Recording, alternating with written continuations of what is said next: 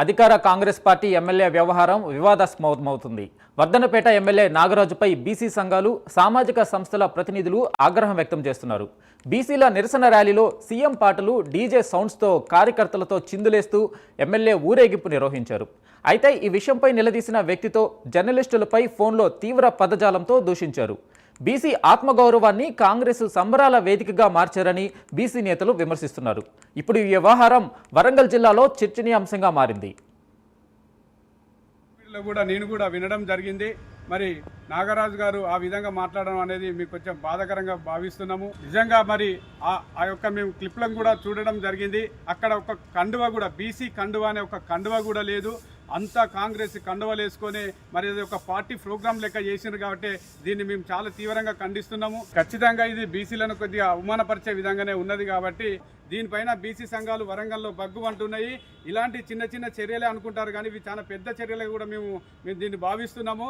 KR Nagaraju గారు MLA గారు ఖచ్చితంగా దీని మీద స్పందించి మరి బీసీలకు క్షమాపణ చెప్తే మాత్రమే దీన్ని వదిలిపెడతామని కూడా, లేదంటే బీసీ సంఘాలు అదేవిధంగా ప్రజా సంఘాలు అన్నీ కూడా పెద్ద ఎత్తున మరి ఆయన మీద నిరసనలు తెలిపేందుకు కూడా అక్కడ స్పష్టంగా అవుపడుతుంది. కాంగ్రెస్ ప్రభుత్వం జెండాలతోని, కాంగ్రెస్ జిందాబాదులతోని, కాంగ్రెస్ పాటలతోని మాత్రమే అక్కడ క్లియర్గా అవుపడుతుంది. కాబట్టి వాళ్ళు ప్రశ్నించిండ్రు. ఆ ప్రశ్న సరి అయిందే, అయినప్పటికీ ఇంకోసారి జరగాలని చెప్పాలి. కానీ విలేకరుల మీదే మాత్రము తిరగబడి మాట్లాడడం, ఏం చేసుకుంటారో చేసుకోండి అనడం మాత్రం చాలా బాధాకరమైన విషయము.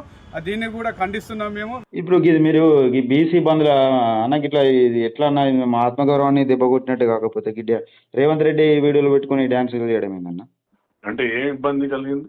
అధికార పార్టీ మద్దతు తెలుపుతుంది ఎక్కడన్నా మీరు దానిలో రేవంత్ రెడ్డి వీడియోలు పెట్టుకుని డ్యాన్స్ చేయడం కోసం కాదు కదా, ఇది బీసీలకు మద్దతు తెలుపుతున్నట్టుగా బీసీ ఆత్మగౌరవం కోసం జరుగుతున్న ఏది బంధులో మీరు పాల్గొన్నారు కదా. అలా తప్పేమనిపించింది నాకు అర్థం కాలేదు. నీకు మరి మీరు రేవంత్ రెడ్డి తప్పు ఆత్మగౌరవం దెబ్బతిన్నది నాకు అర్థం కాదు. మరి అంటే మీరు రేవంత్ రెడ్డి వీడియోలు పెట్టుకుని డ్యాన్స్ చేయడం ఏందన్నా?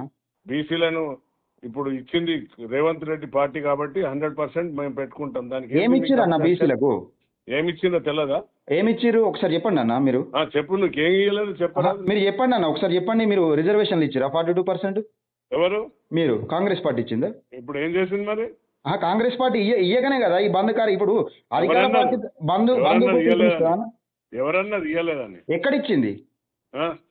ఏడా అమలు చేసింది? మరి ఎందుకు అమలు చేయాల్సింది ఎవరు? ఎవరు? మీరే కదా. ఆమె ఇచ్చింది మీరే కదా, కాంగ్రెస్ పార్టీ చేస్తున్నారు కదా. ఎక్కడైంది? ఎక్కడ కాలేదంటున్నా. అయినాక 2 సంవత్సరాలు ఎందుకు పడుతుంది ఈ స్థానిక ఎన్నికల కోసం? ఎవరు? మీరు లేట్ చేస్తున్నారు కదా, స్థానిక ఎన్నికలు ఎందుకు పెట్టలేదు? మరి లేట్ చేసేది మీరే చేస్తున్నారు కదా, కాంగ్రెస్ పార్టీ కదా. స్థానిక ఎన్నికలు పెట్టాల్సి ఎవరు వేరు? అగ్రకులాలకు సంబంధించిన నాయకులు వేరు కదా, మళ్ళీ వాళ్ళే కదా రెడ్డి సామాజిక వర్గానికి సంబంధించిన నాయకులు. తెలుసుకొని మాట్లాడుకోవాలి. వాళ్ళే కదా. ఇప్పుడు బుట్టంగా మాధవ రెడ్డి రెడ్డి సామాజిక వర్గం కదా, ఇప్పుడు రేవంత్ రెడ్డి రెడ్డి సామాజిక వర్గం కదా. వాళ్ళే కదా రెడ్డి. ఎవరి తరఫున వేసిండో చూడు ఆ పిటిషన్. రెడ్డి జాగృతి, ఇప్పుడు రెడ్డి జాగృతి తరఫున వేసిండు కదా పిటిషన్. ఎవరు? బుట్టంగారు మాధవ రెడ్డి. వాడు ఎవరికి పార్టీ, ఎవరికి తత్వ తెలుసుకో కొంచెం. అగ్రకులాలకు సంబంధించిన వ్యక్తే కదా. అరే ఇది బీసీల ఆత్మగౌరవం దెబ్బతిన్నట్టు కదా ఇది. ఎక్కడ దగ్గర ఎవరితో ఎక్కడ తిన్నారో చెప్పు, నేను మాట్లాడతా వాళ్ళది. ఇప్పుడు బీసీ వార్తా పేపర్లు వచ్చినాయి కదా, మీ డిస్ట్రిక్ట్ పేపర్లు. నువ్వు ఎందుకు బాధపడతాను? జర్నలిస్టుల మీద గట్టెట్లా అంటారు అన్న మీరు? వార్తా పేపర్లో రాసిందని జర్నలిస్ట్ అంటే మీరు గా పదం వాడు కరెక్టేనా? ఎట్లా